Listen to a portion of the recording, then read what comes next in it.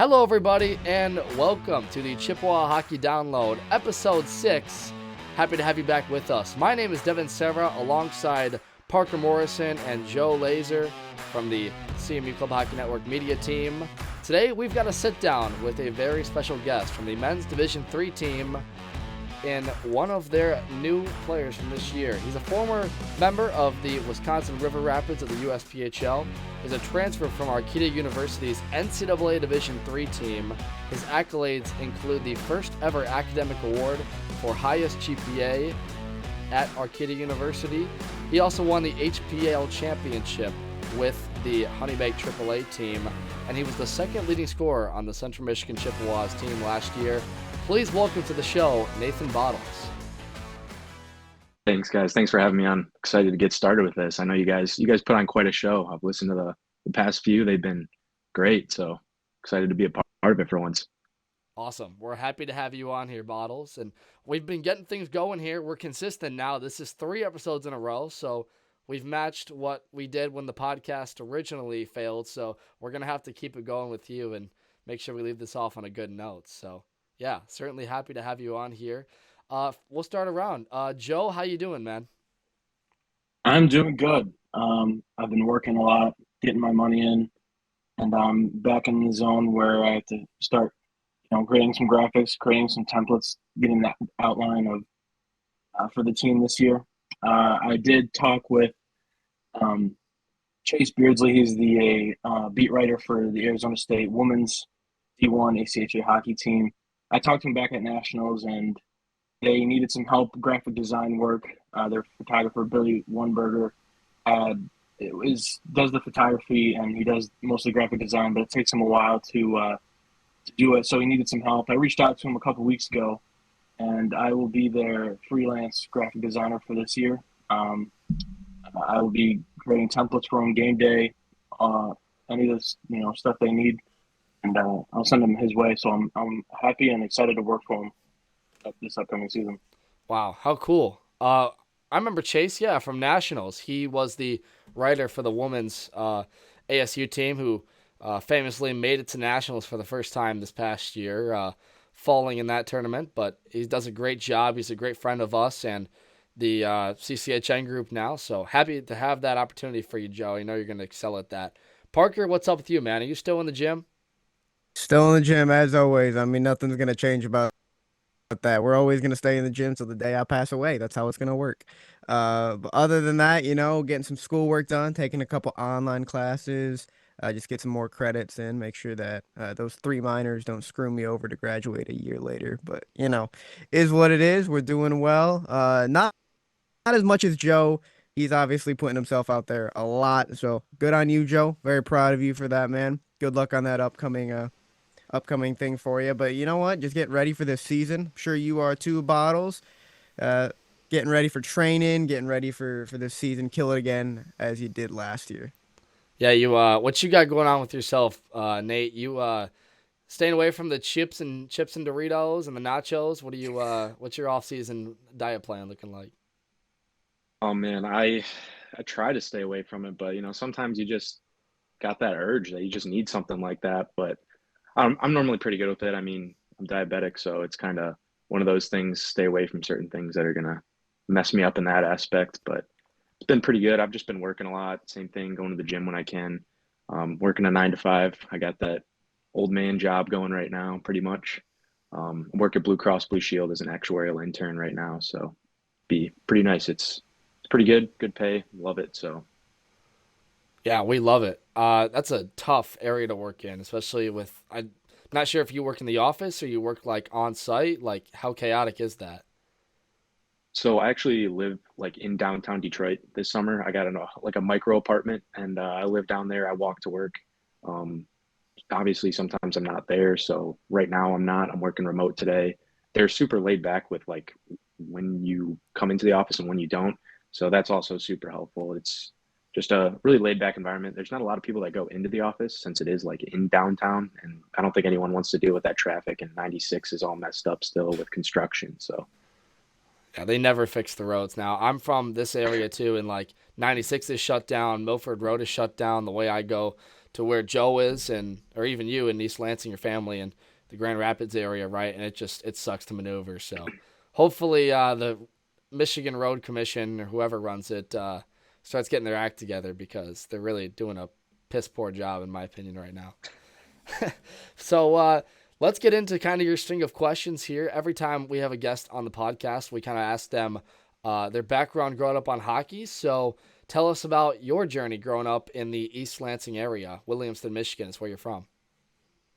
Yeah, so I actually started skating when I was 3 years old. It's kind of weird. No one in my family has ever played hockey, like no immediate family or anything. I'm the first one in my family. I guess it was just one of those things. My dad had it on the TV, and as a little kid, I was following the puck, and he thought that was just kind of crazy that I was even doing that. Decided to take me to some in-person games. I still liked it, then got into skating. Um, Growing up, as I said, didn't even know much about hockey, so I just played near home in Lansing there for a while, and then kind of figured out the harsh reality, like you need to start playing AAA hockey if that's how you want to get to that next level. So then I moved down to Detroit soon after that. After I started playing AAA, you make a ton of connections by doing that. It's one of my things I suggest to everybody is try to get into AAA hockey as soon as possible, because that's something that I didn't know. I played in Grand Rapids for 3 years as well. This is not AAA, just AA hockey. Met a lot of people there, and that's what kind of got me to think, okay, yeah, the next step is going to be AAA. Ended up playing for Meyer AAA, that brand new team, for the first year. We had a pretty rough year, so then I moved down to Little Caesars and Honey Bake down that way.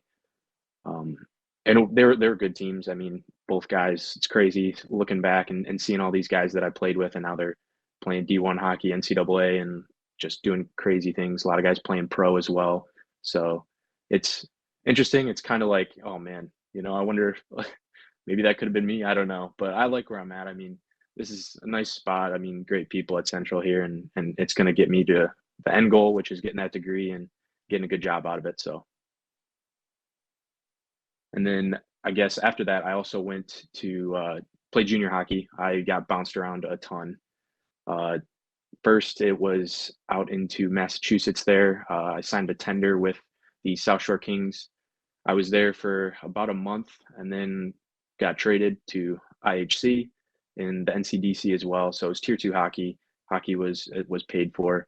I obviously was living with a billet family. You have to pay for billet family fees as well, just living there. And then after that, kind of got traded again. That team was just like a revolving door. I mean, we had new guys coming in every week, and it was getting to be a lot. Like we had in practice 6 lines of forwards, so you really had to fight to get in the lineup at all. And then even when you were, it's like you have to fight to perform in the very limited shifts that you might get in that situation. So it was a grind for sure. Ended up getting traded again to Wisconsin, Rapids River Kings there, and that was a great experience. I think the best billet family I've had has been out there. Really great family, great fans. I mean, we had way more fans out in Wisconsin than we did out in Massachusetts there, and they're pretty diehard out there. So it's interesting, signing like autographs and stuff. It's like just some 17, 18-year-old kid, and I'm signing autographs for people, and it's like it's not like the craziest level. I mean, it's tier 3 junior hockey. It's not anything wild, but it was a really cool experience for sure. And then that ended up taking me to Arcadia University. I committed to play NCAA D3 hockey there. It was a first year NCAA team. Beautiful campus. I mean, I think that was the biggest thing. They have a castle on campus, which you don't see that very often. And the coach was the right fit. He was Vinny Petrangelo, great guy. Really made the adjustment, and he's a younger guy too. He really kind of fit in and bought into the whole allowing like forwards to be creative. And since it's a new team, there's not really any, oh, I'm going to play the seniors. We were all freshmen coming in. So we had a couple of transfers, I guess, but that was still wide open spots and potential and possibility to play. I ended up playing a lot there. Had a pretty good freshman season. Ended up deciding to come over here to Central and decided to continue playing hockey and finish up my school here. So that's kind of how I got to where I am today. Hey, that's a really cool story, man. I want to know what was the thing that made you take the switch over over to Central? What was the big deciding factor on that? There's kind of a lot of stuff that went on behind the scenes. I mean, as I said, there was like I had a great season. I mean, it was a great team, great guys, but I think I don't really want to say it was like too much of a grind because I enjoyed it, but there was a lot of like other stuff when it came to schooling and then cost for a lot of things. Since it's NCAA D3, you don't get athletic scholarships. I did have a lot in academic scholarships, but Arcadia is a pretty pricey school, so it was kind of one of those things that in-state tuition here at Central and just how everything went down. There was a lot of like other mental stuff going on as well, where it's like, yeah, I think I should just finish up school and get done because I would be I would have just finished my sophomore season over there, like athletically, but academically, I was a junior over there, pretty much a sophomore junior when I finished. So I'll be a senior here this upcoming year, and it just came down to one of those things. I'm ready to kind of get started with my life. It was a really great opportunity. I mean, I appreciate everything they did over there, and nothing against like the team or the coach or anything like that. It was just kind of one of those decisions I made for myself to just come over here. And Nathan, you said you played Triple A hockey with Meyer, and then you went over to Little Caesars, and you bounced your way through the USPHL and then on to Arcadia, and ultimately coming to Central Michigan. Is there any difference between playing between those three leagues and the competitiveness? Was there any spot difficult for you, or was it kind of like an easy transition for you? So I think probably the biggest transition was coming from the youth hockey, like playing Triple A. Thankfully, I played on some that it was treated like a junior team. With Little Caesars, I mean, the coaches I had, the Cirillos, they were pretty hardcore when it came to that stuff. We actually, as youth hockey, you don't really cut people mid-season because they have to go find a new team. Like it just doesn't happen. Normally, when you get picked for a team, you stay on that team in youth hockey, and that's just how it is. Like even if you're not playing well, you'll still play every game. You don't really ever get scratched or anything like that. But at Little Caesars, that was when they first moved into Little Caesars Arena, and they played down there at the Belfour Training Center. So that was a really cool experience in itself. But we had scratches. We went through 6 guys on the team. So that kind of prepared me almost for junior hockey because it's even more intensified once you get up there. Because junior hockey, they will take as many kids as they can and they make it competitive by doing that. And I think that's probably one of the biggest things too that you'll see even up into college hockey in these higher levels. Like you need those scratches, you need that compete level to be up that high. You can't just kind of roll through with 3-4 lines and just hope it goes for the best because ultimately those guys are getting traded, they're getting moved around. Just there's a lot of movement when it comes to getting at those higher levels. And I think that's another tough aspect too, is once you move over to junior hockey, I was taking part-time classes online, so I was managing that. We obviously had team workouts every day on the ice for, oh my gosh, so many hours. And it was like different ice sessions. So you'd have like a normal practice with the whole team. You'd have different skill skates for different positions. And then if you wanted, which obviously you're trying to impress, right? That's the goal. You're trying to impress your junior coach so that you can stay there and be up there to be looked at for college. So you try to do everything you can to be on the ice, and it's everything that you do revolves around hockey at that point. So it was pretty crazy to go through that, and I think it was a lot of fun. I think once it gets to college too, then you have to manage even more classes when it came to NCAA, and that was more of a grind. Getting up at 4:30 every morning to go to practice before the day even started, then going to class, working out every day, and normally it was 2 workouts a day. We had conditioning and normal workouts, so it was definitely, it seemed like it just continued to ramp up. And then here at Central, it's club hockey, so it's a little more laid back, which is not always a bad thing. I mean, I enjoyed the grind when I was a part of it. I really did, but it's a little bit different here, like compete level and everything. I think that it's going to be turned up definitely next year. I think this is a really good move that we're getting a lot of those D2 guys, and I think it should make practices like the compete level go way up. I think we're going to have scratches this year, and it should make things a lot better. Definitely. I think the most interesting aspect that you mentioned was the academics of playing that junior hockey level. You clearly were a good academic student. You received those academic honors at Arcadia and it transferred over to CMU. But was there any like tricks of the trade you used to work your way around? I don't think they had Chat GPT back in your younger days. So, did you ever have some references from like coaches or players with you that helped you get through the academic side? No, actually, so it's kind of weird. In junior hockey, most of the time you'll see people either will do that, they'll take a few classes online, or they'll get a job and work. So it's a little bit different in that aspect. But I think for me, the biggest thing that I did, I didn't have any help or anything like that. Normally, it's just kind of like you're there for hockey. Everything else that you do outside of that, it's kind of on you.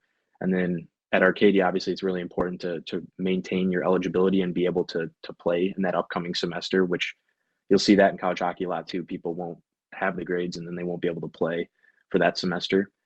And I think I guess I just kind of stayed on top of it. I don't know. It's something that I just continued to do every day. It was a part of my routine. I think that was the biggest thing for me, just having a routine and staying on it, like setting aside time just for school, and being able to do that really helped. And I was able to go with a lighter course load at Arcadia since I had so many credits coming in because I went part-time online, that transferred over. So I was able to go with a lighter schedule, which also was super helpful, especially when it comes to those higher level classes. Makes complete sense. Now, I know piggybacking a little bit off of what Devin just said, but did you have anyone throughout the course of coming up to Central that you really had a big connection with that made a big influence on your decisions to go throughout your childhood? I know you've bounced around from team to team. You've played in some very high level competitions. Was there anybody that really kept you going throughout all of that? Yeah, I mean, first thing, like my parents, they're super supportive, and it was super easy to do that. I think as you kind of progress through hockey, you make a ton of connections with coaches, and they really help you out and get you to that next level. There's also like hockey advisors as well, which I would say try to stay away from those. A lot of them are just kind of trying to get your money. So I would always tell people to try to stay away from that. But sometimes it helps. They do have connections. It's just for if you're looking at like the cost, like outweighing that, I think it's not really worth it. I had one for a time, but as I said, wasn't for me, not the best move. But I think the biggest thing was my coaches, my previous coaches, they really helped me out. They have connections, especially at those higher levels when it comes to AAA, because their ultimate goal is to send you to junior hockey or to that next level. So they make those connections all the time, and I was actually able to do that. And I think when it comes to junior coaches, it's the same thing. They have those college connections because that's their goal, is to move you up there. Obviously, you need the right coach. Some of them don't have as many connections. Some of them aren't great at promoting people, but once you get the right coaches, and you just kind of have to feel that out and find out what's best for you. Well, Joe and I have a lot of knowledge about just how players have decided to play ACHA just on the fact that what you mentioned about it is a little bit more laid back than your typical junior team. You would have more of an opportunity to play in some cases, and not to mention just more fun. I think a lot of junior players go Yeah. through that cycle of going up to that rank and they don't exactly make it to where they want in the end goal. Like, what kind of broke the stigma for you about the ACHA? There's definitely this stigma about it that, a lot of hockey players we hear about, and not necessarily players, but coaches. How did you kind of break that stigma, and who was that important factor in doing that? I guess I wouldn't say there was like really a driving factor, a single person that kind of broke that for me. I know that there's good players that play in the ACHA. Like, there's no shortage of like talent when it comes to certain players. I mean, obviously, it's one of those things that like there's good players in this league that it's just the right fit for them. It made the most sense. They wanted to play. They wanted to go to school. There's just so many other reasons why good players would be in this league, and I think that for me, it was one of those things like first thing first, I was looking at the school. It has what I want. It's going to help me out in my professional career after school. So I needed a school that had the degree that I'm majoring in right now, which is pretty uncommon for a lot of schools. Two, it was in Michigan, made the most sense, and it's just kind of like one of those things, like icing on the cake or whatever. It's one of those things. They have a hockey team, so that was one of the biggest things for me. And I came in, I didn't really know anybody here. So I had to kind of just make new friends. And that's kind of how it is everywhere you go, though, when it comes to like junior hockey. You're kind of on your own pretty much everywhere. So.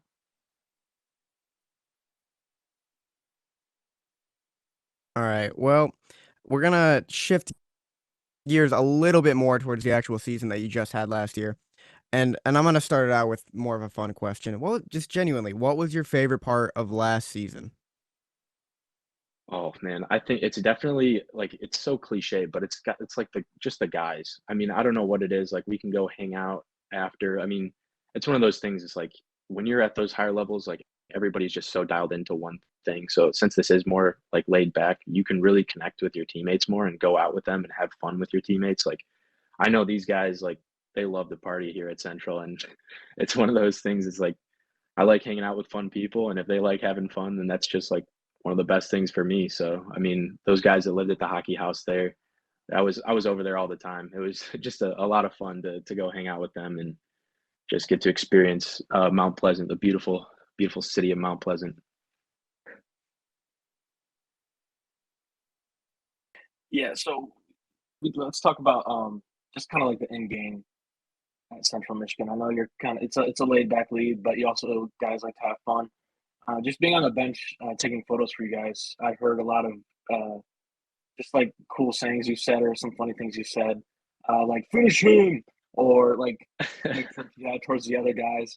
Um, has there been any interaction with the other team, like chirp wise or just comments wise, that you found funny, or is there any like highlight moments from that?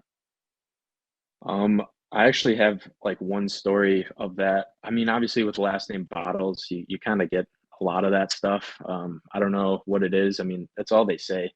I this year specifically, it was kind of weird. No one really like tried to chirp me, and if they did, it wasn't really a chirp. I don't know what it was. They were talking about how I came from NCAA. It's like I'm just kind of amazed that these people even know that much about me. It's kind of like thanks for the elite prospect view, I guess. I don't know. It's one of those things like is that really a chirp? I mean, we're all playing club hockey. Like this is supposed to be fun and competitive, but it's supposed to be fun. You're supposed to enjoy hockey, and it's like really you guys are you're a backup goalie on a team, and you're telling me like, oh, like couldn't hang at NCAA D3, so you got to come down here. It's like, yeah, I guess. I don't know. I'm here. And then actually one of them, he plays on Trine now. The best chirp that I have ever heard in my entire life on my last name was I was lining up at a face off. This kid Matthew Bradley. I don't know if you guys are familiar with him, but growing up as kids, I played against him a lot. I think he's on Trine now. Might have just graduated, but um, he came up to me and I forget exactly how it went, but it was like, oh, like Bottles, like you're like only worth 10 cents or something like that. He brought up the like how much I was worth. It was just I forget how it went exactly, but I was like, wow, that was pretty good. I've never heard someone tell me that I'm only worth 10 cents. Guess that's the return factor. I don't know. You know, we gotta eventually edit up this. This is kind of an unreleased thing we never announced, but we have a mic'd up of you from practice that was half audio recorded because our transmitter at the time just completely flaked down on this. It wasn't having it. It took a day off on us, so we're gonna have to edit that up and get some more out of you because we know you're a vocal guy. You know, you may not show it right now, but you're a vocal guy out there. Tell Oh us yeah, I love about. having fun. Oh, definitely. You're a beauty. It's all about the fun, right? Let's Exactly. go back to the USPHL days with the Wisconsin Rapid River Kings. You and teammate Luke Hartage, I think is how you pronounce his name, started a podcast, Skate in the River. Tell us about what the inspiration was behind that and what your podcast entailed. Yeah, so obviously with junior hockey, you kind of got a lot of I don't want to say a lot of downtime. Normally it's super busy, and obviously I was doing school as well. But it was just kind of one of those things. Like we thought it'd be fun. I mean, obviously podcasts at the time were kind of like blowing up, and you see the spit and chicklets and stuff like that. And we thought it'd just be something fun that we can get like our teammates involved in, and it would just be something that we could carry on, and they can do whatever. And the people in Wisconsin Rapids, as I said, they're kind of hardcore fans, so that we knew they would love it at least.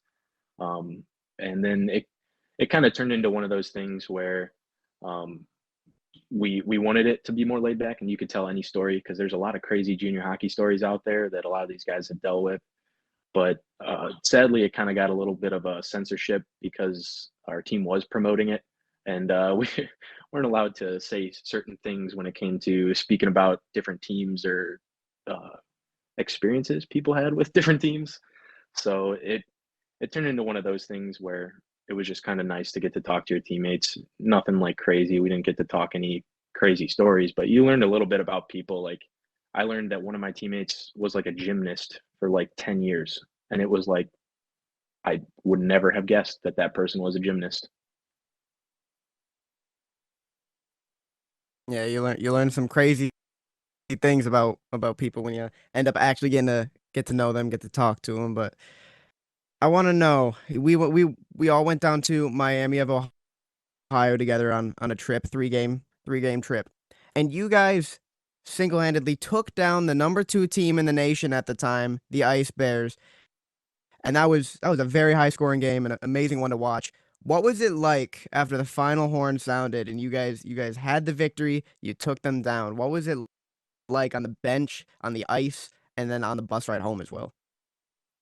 Yeah, that was a really big win for sure. I mean, it was kind of crazy how high scoring it was. It was a little bit scary at times just because of how many goals were getting scored all the time. I'm glad we scored more than them, obviously.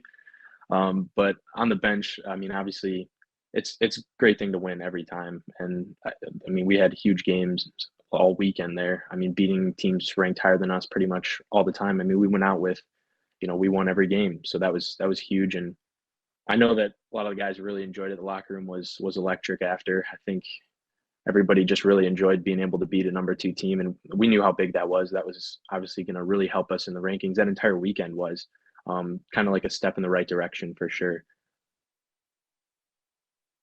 And I kind of want to bring up what happened this season. It was kind of a huge change for you guys, not only behind the bench, but also on the ice and the locker room. But Coach Cataline was relieved of his duties, and they brought on Brennan Martin for interim head coach. Can you talk to us a little bit about that transition and how it affected the team? Yeah, I think that it was Coach Cataline did a really good job. I mean, I wasn't with him for very long because it was just like that first little part of the season that was when I met him and stuff. So I think he did a great job with what he did, and I know he's coaching a junior team now, so he's got his foot in the right door and he's going in the right direction. I think when it came to Marty coming on, it was something that I thought was needed. He has a lot of knowledge of the game. Obviously, he's been here for a long time, huge impact on the program itself. So I think that it was really kind of something that our team needed, especially with how things were going. It was kind of like one of those a turning point for our team in the season, especially since we started, losing some of those games. Obviously, the penalties. I think it started getting like the morale of the entire team, it messed everything up. So I think it was definitely needed, and Marty's doing a really great job. I know that he has a lot in store for us and a lot planned for the future of this team, and he's the right guy for it. You really turned it on with Andrew Porzonik this year. You guys ran the line together pretty much all year. How much fun did you have working with a guy like that? Or were there other teammates that specifically you enjoyed being on the ice with most? And do you have sort of a, Parker asked a favorite memory, but a favorite goal you scored this year? I I'm not really good with remembering my goals I scored, but I do know Porzo. He set me up with one that I see that Joe put in some of the videos there, and that was a really cool one for me. Is getting a nice pass like that and then having it go in the net. I mean, obviously, it doesn't happen very often. You get to tip one with your backhand and it goes top shelf. So I think that was probably a goal that stood out to me. But yeah, working with Porzo, he's a good player. He finds ways to be in the right spot for sure. I mean, it's nice having somebody that can do that and put themselves in a position to score goals. And obviously, he did that really well. I think that Don having that opportunity, I watched him leaps and bounds like coming from the start of the season with his confidence, with how he was playing. He started scoring a lot of goals. He started producing. He knew he wanted to fit a role, and then he played that role to the best of his ability on the line that he was on, and I think he did a great job as well up there. Um, I really enjoyed playing with a lot of people. Like I know that Gibby and I didn't get to play together much, but it was fun every time I was out on the ice with him. Same thing with like Connor Morgan. Playing with him was fun. I always like playing with players that are a little more gritty and they grind for pucks and try to make plays that way.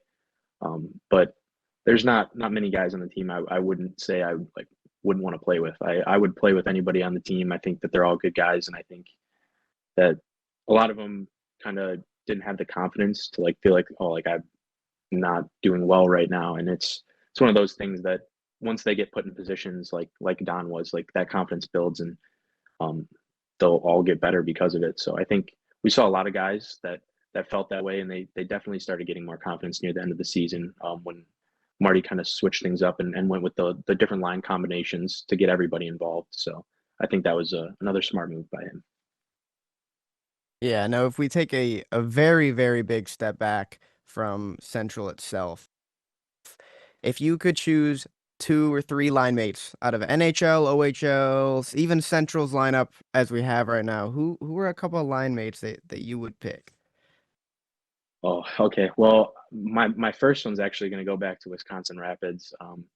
He's actually just getting married soon here. He just proposed to his girlfriend that he met out in Wisconsin Rapids. So, but he ended up going to Norwich, playing NCAA D3 hockey there for a little while, which they're a really good NCAA D3 team. But it's Cole Krieger. He actually is from Colorado. He came to Michigan, played Triple A in Michigan. I played against him for a little while, and then he ended up going to Wisconsin Rapids and played there for 5 years or something like that. Just crazy. But he was a really good player, just one of those centers that he won faceoffs. He did everything right.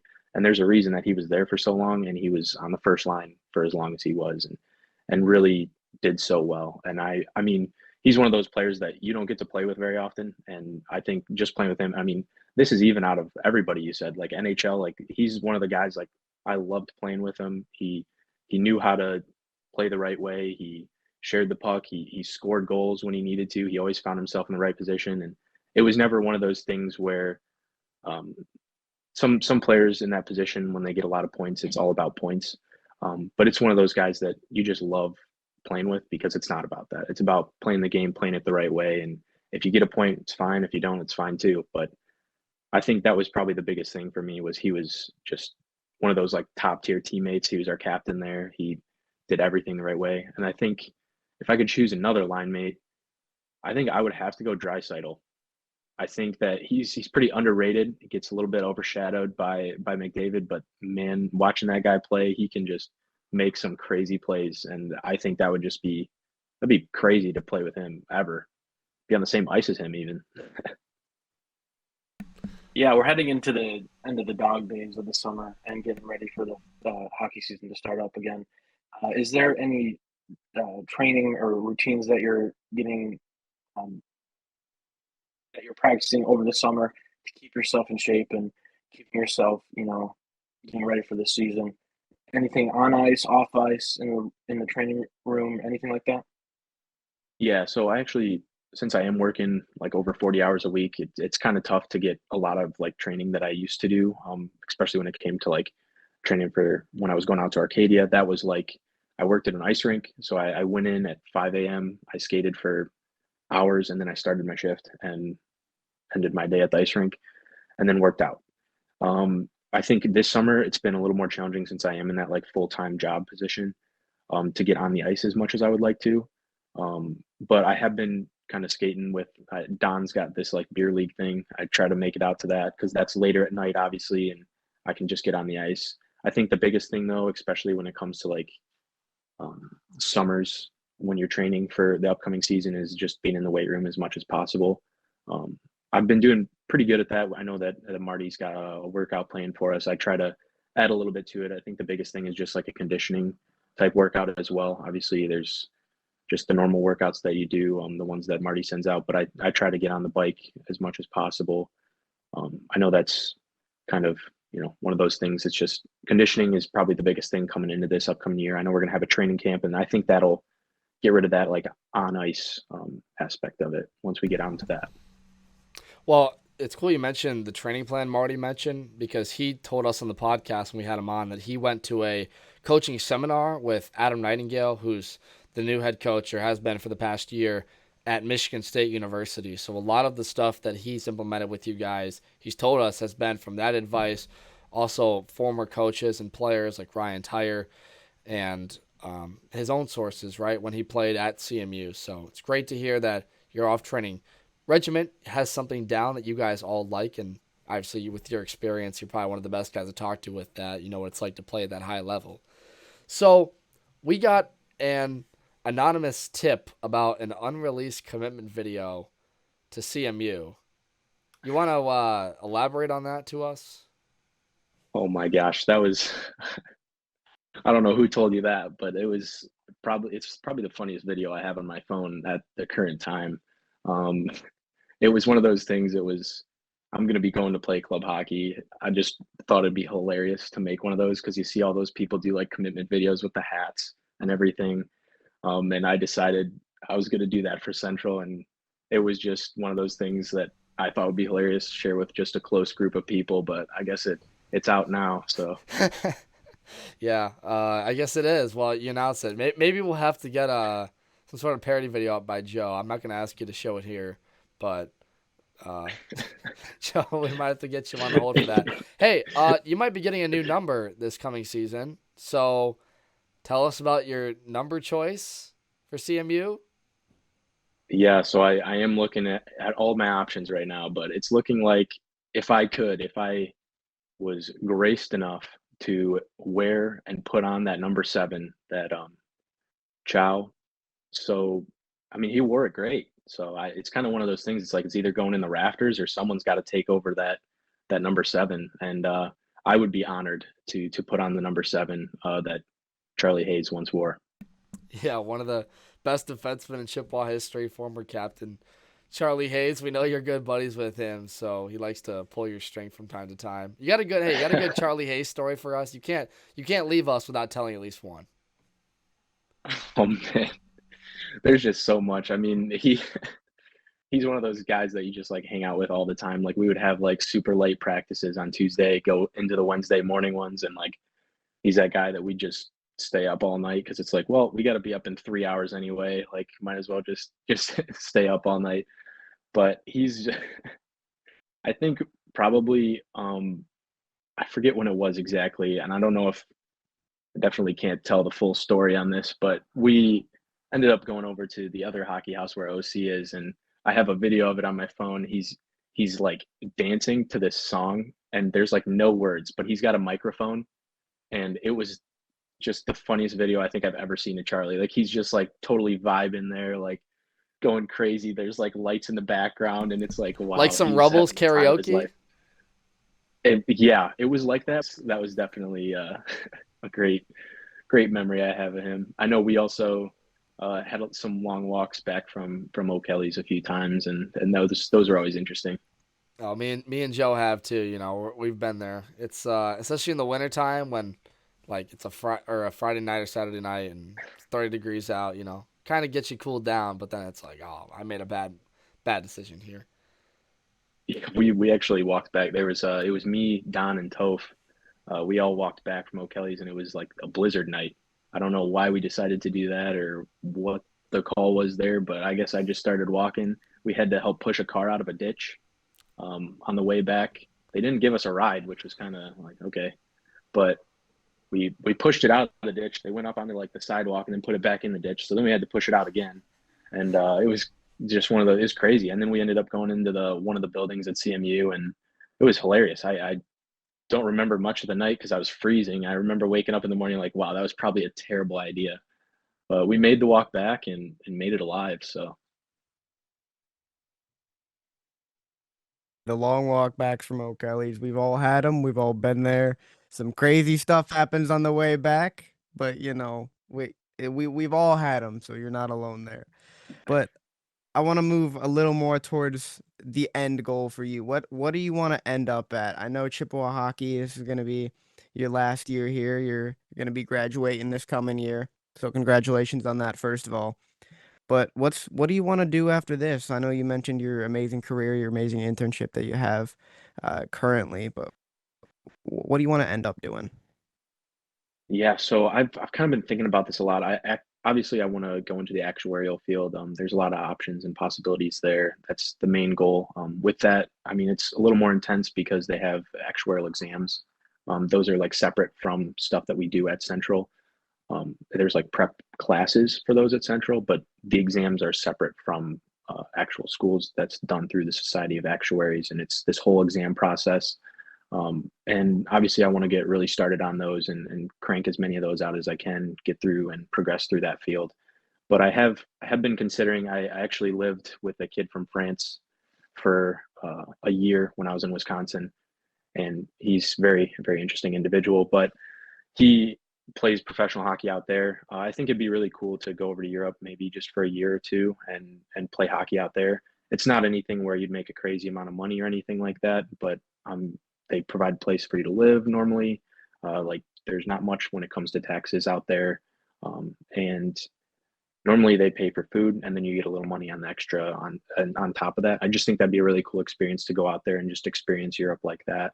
And I know that he's talked to me, my buddy from France, and said that there's some options out there. He would love for me to come out there again. And I talk to him every now and then, but obviously the time zone difference is a little tough. Like he'll be calling me and it's 3 in the morning, or he calls me at 5 in the morning, which I don't know why he stays up until 5 in the morning, but it's pretty interesting to listen to him when he's got him and his drunk friends trying to speak English to me. As Europeans, they can be a hoot and a holler, I like to call them. Yeah. It's good stuff. So, we haven't really asked you at all about this upcoming season. So, this schedule that was released about a month ago now has a lot of good teams on the schedule early. Lawrence Tech, Saginaw Valley come to mind. You're basically playing Notre Dame out the chute. Do you have a game or a series you're looking forward to the most? And if not, just elaborate on us about your expectations. I think for me, the biggest one that stands out is going to be the Saginaw Valley. And that's just because a lot of kids that two of them that I know, that I played with one of them in Wisconsin Rapids and watched the other one play in Wisconsin Rapids. They just committed to Saginaw Valley. Wasn't sure how that's going to go or if I'll get to play against them, but it should be a good experience to play against them. And obviously Saginaw Valley, like last year, 2 close games, and unfortunate how they ended up. But I think that we really got a shot this year, especially with the team that we have, that Marty's putting together right now. And then I think Notre Dame, obviously we went there last year. I know it's going to be early and we need to be prepared for that, definitely. But I don't think, especially the first game when we got beat so bad, I've never lost a game like that. I don't think in my entire career that horrible, but I think that there's a little bit of like revenge almost on that one. That sticks out to me because that was one of the worst losses that I've ever had to deal with, and I don't ever want to have to feel that again. And I think we kind of owe it to ourselves to come back and definitely play them way better this year, because that was not the kind of hockey that we should be playing. Yeah, that was a very unfortunate loss, but it's gonna happen to every team. But at least once. But I think you guys have an amazing shot this year to take down SVSU. That's gonna be a really good game to watch. Hopefully even broadcast. Who knows? But I know we talked about the end goal for you as a person. How do you think the season as a team is gonna do this year? What are your end goal hopes? Obviously, a natty would be amazing. That would be absolutely perfect season. Great way to end it off at CMU. But what do you think your end goal is for the entire team as a whole? I think obviously really competing in the MCHC this year. I think last year was a little bit rough, and I want to take it as far as we can. I want to win that MCHC. I want to win a national championship. I want to win all of the games that we're supposed to win. I want to win games that we're not supposed to win. It's one of those things that I think as a team, and especially since we have so much depth now, and with those kind of 2 teams combining almost, I think we're going to be in a really good position to, one, have a super high compete level in practice every day, because everybody's going to be fighting for a spot to play in that next game, because we're at this rate, we have scratches. We're going to have scratches, and you don't want to be that person that's not going to be in the lineup. And that's what fuels that compete level. Wanting to be in the lineup, wanting to play consistently is another huge thing. So I think it's just going to be a really good year for us. I think obviously the end goal is always the same, is to win games. I think we really need to kind of break it down though a little bit more. And I'm sure Marty can agree on this, and he speaks about this too. It needs to be one shift at a time, one period at a time, really breaking it down almost so that you're doing everything right in that one specific shift that you have. You do that all the time throughout the entire game, you're going to win hockey games. And once you win the game, you're going to win more games, and then that's what's just going to build. We kind of talked about this a little bit earlier in the podcast, but we got 16 new guys coming in. We lost 7 or 8 guys from last season. Are you excited and intrigued about the new guys coming in? Do you have anyone that you're excited to work with and get to know better and get to play this upcoming season? Yeah, I think it's going to be really interesting and kind of getting to meet all these guys. Obviously, we haven't had a whole lot of opportunity right now to do that. I think it would probably be pretty beneficial if we tried to get some like Zoom calls going or something. I know that's what my previous teams have done, just to like touch base throughout the summer, make sure the training regimen's going well, and just kind of give everybody an opportunity to just talk and get to know each other. So hopefully we can maybe get that going or something like that. I could try to figure that out when I have time. But I think it'll be pretty interesting to meet a lot of these D2 guys. I know didn't really have a whole lot of like experience with talking with them. I know they're good players. We're going to have that depth that we need, and I think it'll be interesting to see kind of where everybody stacks up once we get into it, because we haven't had everybody on the ice at once. Even at the prospect skates, we're missing a few guys here and there. So it's one of those things. It's like I wish I had a direct answer like of certain players that I'd like to play with. I know that there's just going to be a lot of new players that are going to be good players. I think it's going to be just one of those things where you kind of got to feel it out and see where people end up and how things shake up during practice when we first get our like training camp started. Very well said. Great analysis, in depth. I loved how much you talk about that commitment to providing a better experience this year in the MCHC. It's going to be a tough conference. Everybody is getting better, but we know you guys are as well.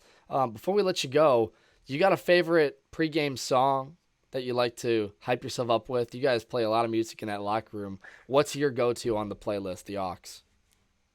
Oh my gosh. Actually, it's going to be from SoundCloud. 2 kids that I played hockey with actually created this. It's called the Jacked Factory Basement Mix. It goes hard. It goes really hard. There's like even part of the miracle speech in there. And it was one of those things that we like just listened to all the time. Like even in junior hockey, it was just one of those things that was always on. I don't know if everybody else likes it, but I like it. So I'll listen to that. And that definitely gets me going for the game.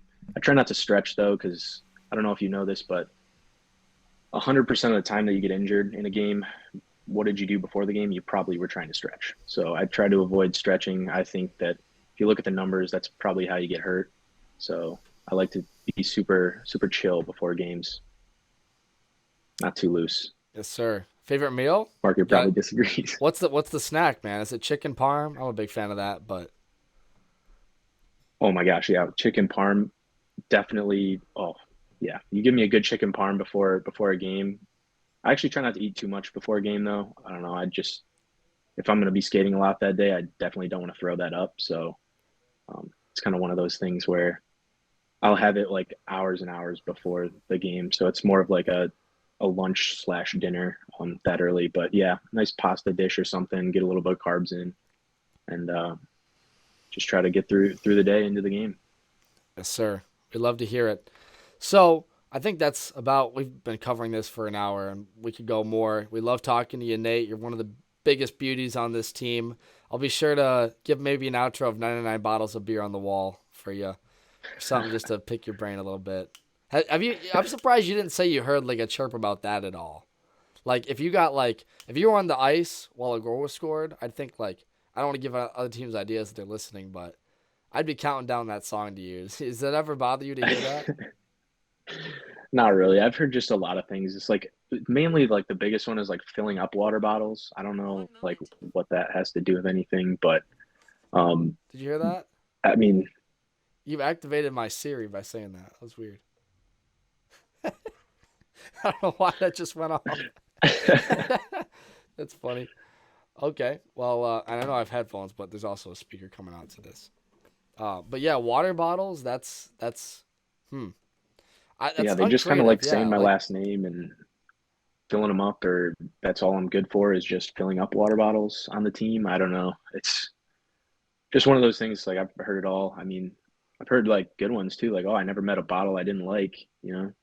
But that's normally coming from like alcoholics, probably. So, not a great look there. Not as family friendly. You know, it's a family friendly Yeah. pod, I'm sure. So might have to cut that one out. Just kidding. We're not going to do that. But it was enjoy experience talking to you, Nate, and we hope that your internship keeps going well in Detroit. Maybe we'll even come give you a visit. So it's a good time talking to you on this podcast, and we look forward to seeing you and the rest of the men's Division III hockey team this upcoming season when you guys begin to open things against Ferris State coming up this season. That's all the time we have for this episode of the Chippewa Hockey Download, episode 6, a sit down with Nathan Bottles. On behalf of Joe Laser, Parker Morrison, my name is Devin Sarah. Thank you all for listening, and we'll see you guys next week.